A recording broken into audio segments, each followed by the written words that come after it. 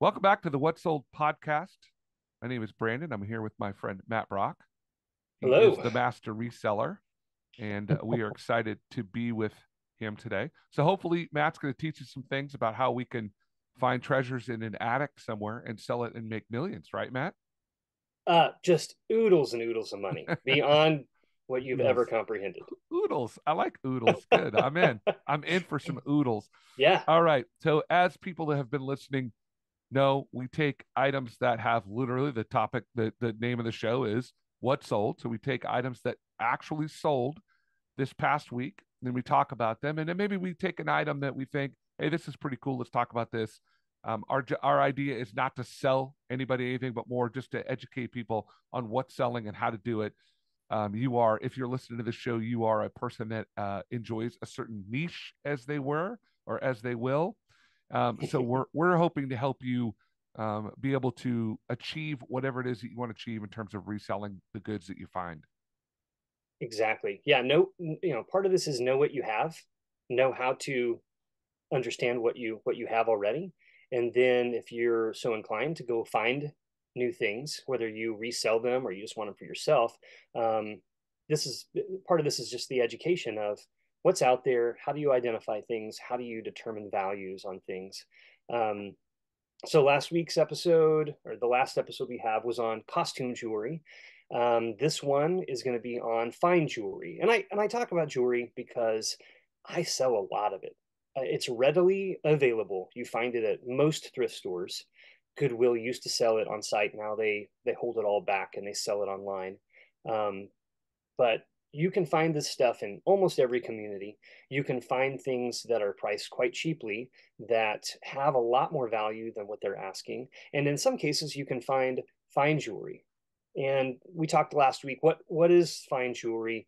I don't know what the technical cutoff would be between costume and fine, but I'm going to talk about things that are made of silver, gold, platinum, fine metals Mm-hmm. and have gemstones or things like that that have traditionally have value that are paired with high end jewelry. So the first thing I'll discuss and show is something that actually just sold, and I need to ship it out today. I've got the label and everything, but I'll hold this up for those who aren't going to go and look at the YouTube version of the podcast. We'll have that out as well. But I'm holding up a little wire kind of bracelet, and it has sort of a floral motif on it, sort of etched and carved, and it has three stones that are very bizarre looking. I mean, have you ever seen anything that looks like that, No, I Brandon? was just going to say that looks kind of freakish looking. It's a little bit scary, quite Yeah, frankly. so it's like these stones are cabochons. They cabochons. I don't know how you pronounce that, but they're flat on one side. They're convex on the other. They're set down with a bezel setting, and they are cream sort of around the exterior, and on the inside they're clear. You can see into whatever this is. It's kind of like an orangish color. The average person would not look at this and know what it is. In fact, most people would think, oh, that's plastic or resin or something like that. What it actually is an opal. Oh, So these are a specific type of opal called, they're from Mexico. They're called fire opals. And the particular person, whoever the artist was that made this, because this is certainly like a handmade artisan piece, cut these out, and they kept sort of the edge part that you don't usually see in the opal, because usually you're seeing the actual just the gem portion and not the rock that forms sort of or right. that it forms in. This is showing both, and you kind of see, you won't be able to tell. Hopefully I can capture it on the photos that we'll put up for people to see, but it does have that iridescent multicolored look on the inside of it. Um, but these are sort of a rare, lesser known, but still certainly valuable and desirable type of gemstone. So this is a sterling silver bracelet with these in it. It's heavily tarnished. It's probably from like the 1960s, 1970s, though it doesn't have any sort of marking on it from the artist. This is a $10 piece as far as what I paid, because it's tarnished, because people likely didn't know what they were looking at, and it's not marked as silver. It was just thrown in with other costume pieces.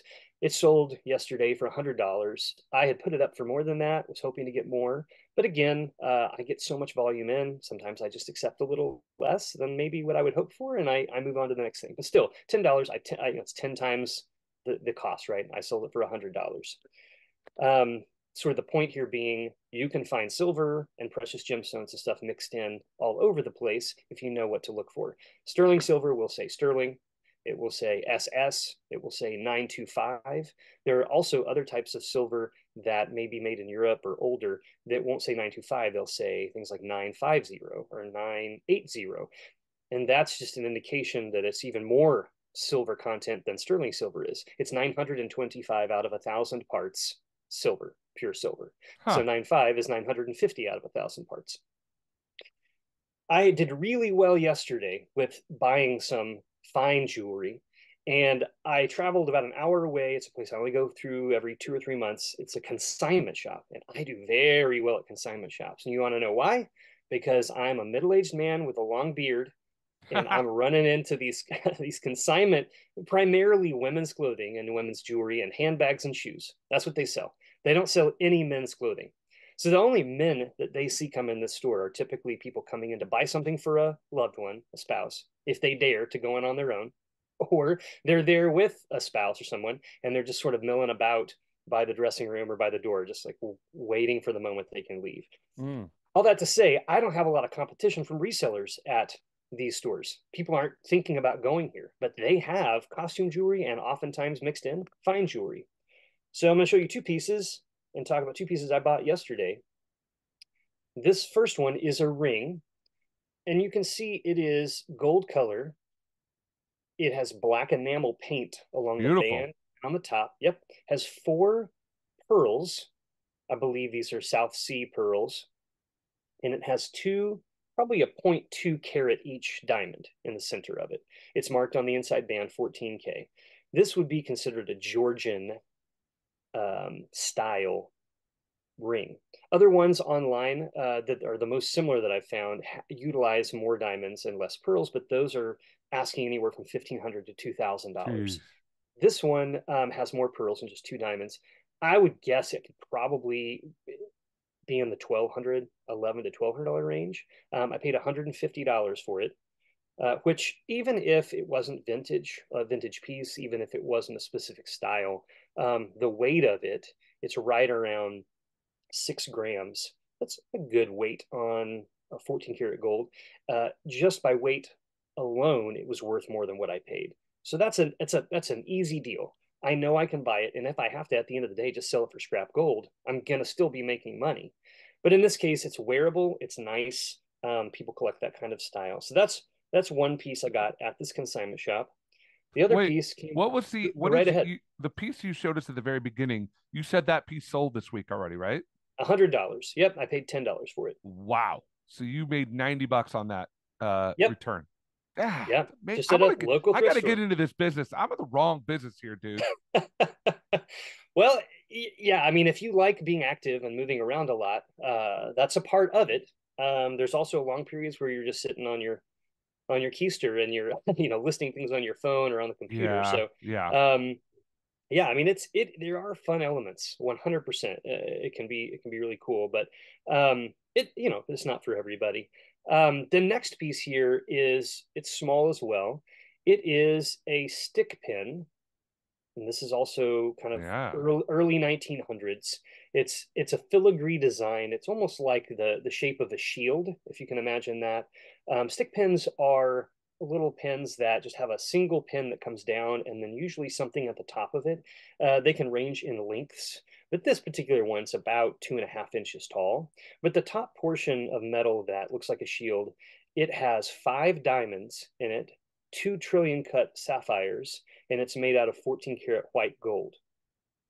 I paid $160 for this piece. Now it weighs less; it's more in the 3 to 3.5 grams area, and I paid even more than the ring. But I have bought and sold stick pins of gold with precious gemstones enough to know that there's a good collector base. This I paid about $175 for it. This is probably a $450 item, or generally that's what they're Hmm. selling for online. So two pieces of fine jewelry, gold and gemstones, just out at a consignment shop.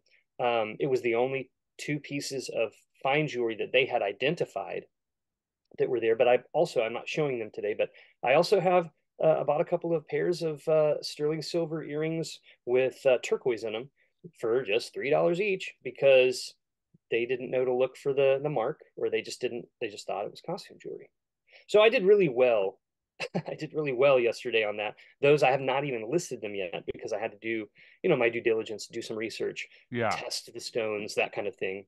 Um, so the last couple of things I'll show are other pieces of fine jewelry which Wait, can I've I interrupt you purchased. real quick, Matt? Please go So right that ahead. stick pin, for those people that are listening and don't know what that if you watch Lady and the Tramp, the dapper dad that comes home, he's wearing a stick pin. It was like they would put it in the lapels of a jacket, correct?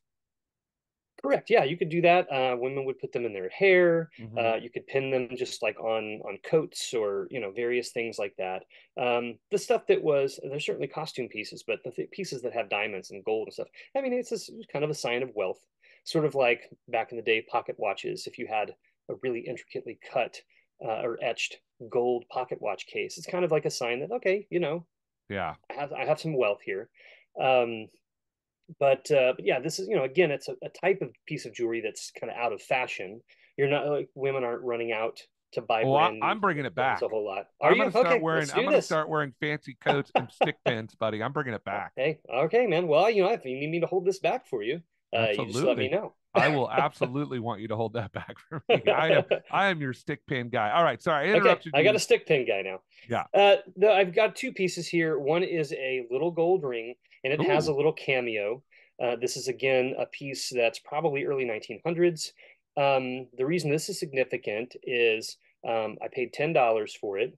I think they price it up just because it had a cameo in it, not because that they realized what it was. And what it is an antique 18 karat gold ring. Um, and it wasn't marked on the inside. So that makes it a little tricky, right? To identify things is like, well, if you know the marks, great. But what if you find something that is made of a precious metal but doesn't have a mark? Um, you're kind of you have to rely on whatever experience you have. I've handled enough jewelry that I can typically look at silver and gold pieces and know that they're silver or gold before I ever even test them. Mm-hmm. They have telltale signs and just the strength of the metal as well. But this, I had to scratch test. Um, there was a certain period of time when in Europe and the United States they created these what they call purity standards, which meant that jewelers and people who manufactured jewelry had to put a mark on it to indicate the actual purity of the metal. But prior to those standards being put in place, there was hundreds and thousands of years of jewelry being made that have no mark. So just because something isn't marked doesn't mean it's not gold or silver. It just means that it might be old enough that that wasn't a requirement, right? So that was an example of where my kind of knowledge and expertise helped me out because I got a very valuable ring for very little. Here's another little piece. It's another little brooch. It has a garnet in the center. It has a halo of seed pearls strung around that, and then a couple of other little white pearls on either side. And this again, I paid $5 for. And in this case, it has a very, very tiny mark on the back where the pin uh, kind of clasps, and it says 10K. So it's a 10 karat gold. It's not super heavy. It's like 3 grams, but still, I mean, this is about $120 brooch, let's say. Um, so and then And the you paid last $3 for it. exactly. Wow. Yep, yep. These are out there. Even this piece, this last piece I'm going to show today, totes the line. This is what they would call a sweetheart bracelet. Yikes. It is an expandable bracelet with links, kind of like the link, like if you can think of an expandable watch band that you would Mm-hmm. put on over. In the center, though, it has a round kind of area where it has colored gemstones, glass gemstones all the way around, and then a little cameo in the center. I feel This like is a the fortune teller would be wearing that. Oh yeah, and you know what? This is the type of item, if not this exact item, were sold in Sears and Roebuck catalogs back in the Oh, late 1800s and early 1900s. You could buy anything from, a thimble all the way up to a completely fabricated home through the Sears yeah. and Roebuck catalog, all gold and stuff. So the reason I say this totes the line is that it's not fine jewelry. It's more costume jewelry, but it is gold filled. And so what that means is, in contrast to the pieces I've shown today and discussed that are solid gold Mm-hmm. at certain purity levels, this is gold filled, which means it does have a thin layer of gold on the outside of the base metal. that's what you're seeing. The gold color is actually gold, or a percentage of pure gold. Usually on these pieces that will say something like 1-20, 10 karat, or 12K, or 14K GF. GF stands for gold filled. So what you Mm-hmm.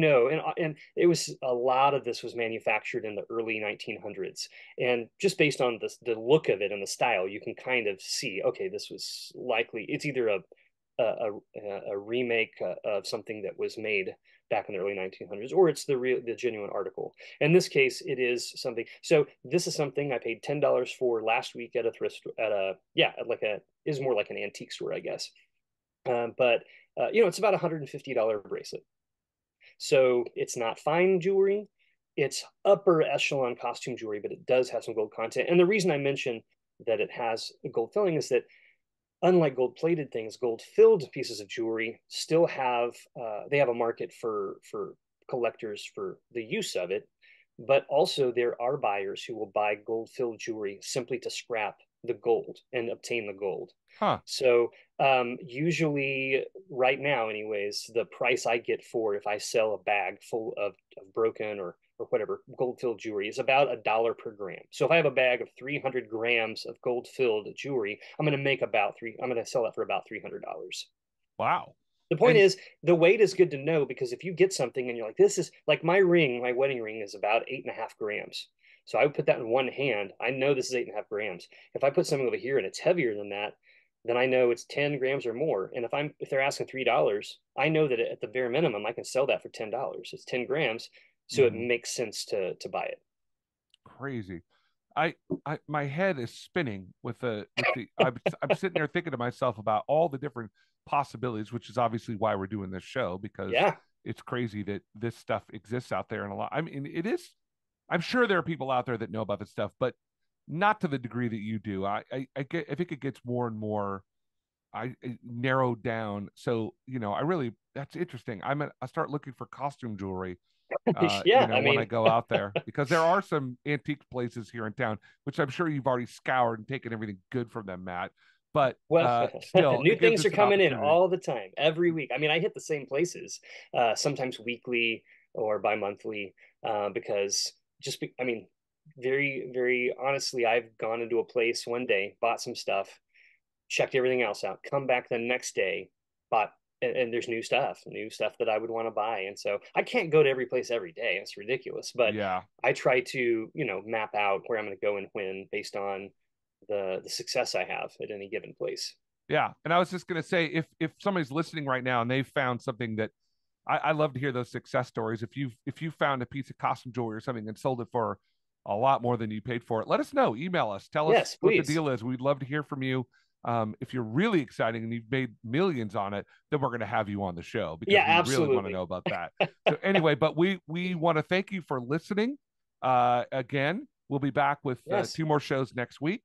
But Last, let me give thanks one again. last plug if I could. Yeah, of Just course. about the if you are interested in this jewelry kind of topic, the channel that we have on YouTube called Rusty the Reseller, we have an entire playlist of videos dedicated to teaching you how to inspect and identify certain pieces of jewelry, whether that be your own or if you're buying and selling. So make sure to check that out. And also, if you like seeing us as well, check out the YouTube channel What Sold Podcast.